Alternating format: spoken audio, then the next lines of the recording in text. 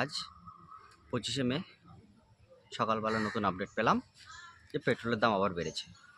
বিগত 10 দিনে এটা নিয়ে চতুর্থবার। 10 দিনে পেট্রোলের মূল্যবৃদ্ধি প্রায় 8 টাকা। তো এই দাম বেড়ে যাওয়া খুব সহজ সরল যদি কারণ জিজ্ঞেস করা হয় কারণটা কি, তাহলে হচ্ছে মধ্যপ্রাচ্যের যুদ্ধ, আমেরিকা আর চীনের মধ্যে হরমুজ প্রণালী বন্ধ। কিন্তু একটা বিষয়, যে মূল্যবৃদ্ধি হচ্ছে, দাম বাড়ছে, এর প্রভাবটা কার উপরে পড়ছে?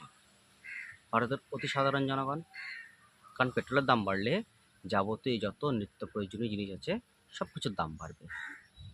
কারণ সারা ভারতে সেগুলো ট্রান্সপোর্ট হচ্ছে ট্রাকের মাধ্যমে, আর পেট্রোল ছাড়া বা ডিজেল ছাড়া তো ট্রাক চলবে না। এবার যদি প্রশ্ন করা হয় যে ভারত সরকার কী করছে, আন্তর্জাতিক বাজারের ব্যাপার, হ্যাঁ ঠিক কথা, আন্তর্জাতিক বাজারের ব্যাপার ভারত সরকার কী করছে, সব কিছুতে তো ভারত সরকারের হাত থাকে না, খুব স্বাভাবিক।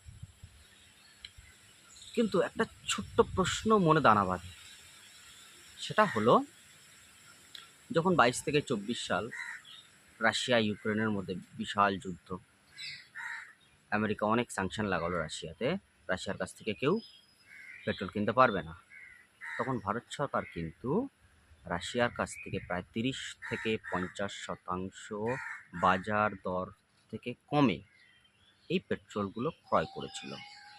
ক্রুড অয়েল যেটা রিফাইন করে বিক্রি করলো। কিন্তু সাধারণ ভারতীয় কি কোনো লাভ পেল? ঠ্যাঙা, কিচ্ছু পায়নি। তখন যেরকম দাম ছিল সেরকমই ছিল। ধীরে ধীরে একটু আধটু দাম বেড়েছে, খুব বেশি না, তাতে মানুষের খুব একটা প্রভাব পড়েনি। কিন্তু যদি তখন দামটা কমতো তাহলে সাধারণ লোক অনেক উপকৃত হতো। এটা যে সে পর্ব তো গেল। নতুন বিষয় যেটা আমাদের সকলেরই অবগত, সেটা হচ্ছে বর্তমান আমরা যে পেট্রোলটা ইউজ করছি সেটা E20 ব্লেন্ড, ইথানল 20% রয়েছে, 80% পেট্রোল বা ডিজেল। এটা কে জানিয়েছেন? আমাদের বর্তমান সড়ক ও পরিবহন মন্ত্রী নিতিন গডকরি সাহেব। ভালো কথা। যখন E20 ব্লেন্ড করছেন সেখানেও দামের কিছুটা হ্রাস পাওয়ার কথা, সে হ্রাসটা আসলো না। তাহলে ভুক্তভোগী কারা হচ্ছে? সারা দেশের মানুষ। এবার এদেরকে রক্ষা করবে কে, বাঁচাবে কে? সরকারের উচিত এমন কোনো একটা স্টেপ নেওয়া যাতে এই সাধারণ লোক কিছুটা সুরাহা পায়। ওই যে 2-4 বছর আগে যে পেট্রোলগুলো কিনে রেখেছিল তার মজুদ কোথায়? সেই যে প্রফিটটা করেছিল সেখান থেকে কিছুটা হ্রাস করে হলেও, কিছুটা প্রফিট কম করে হলেও সরকার এখন চাইলে 2-4 টাকা দাম কমাতে পারে।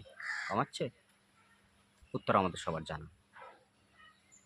এই সব কিছুর মধ্যে একটা জিনিস ভাবতে খুবই ইচ্ছে করে, কিন্তু ভেবে উত্তর পাচ্ছি না। আপনাদের কাছে থাকলে একটু জানাবেন। সেটা হলো, নেপাল এবং ভুটান দুটো দেশই ভারতের কাছ থেকে পেট্রোল ডিজেল ক্রয় করে। তাদের পুরো দেশ চলে ভারতের কাছ থেকে কিনে নেওয়া পেট্রোল ডিজেলে।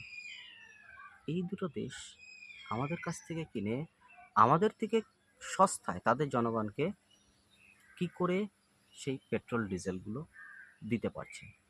উত্তর থাকলে অবশ্যই জানাবেন। ধন্যবাদ।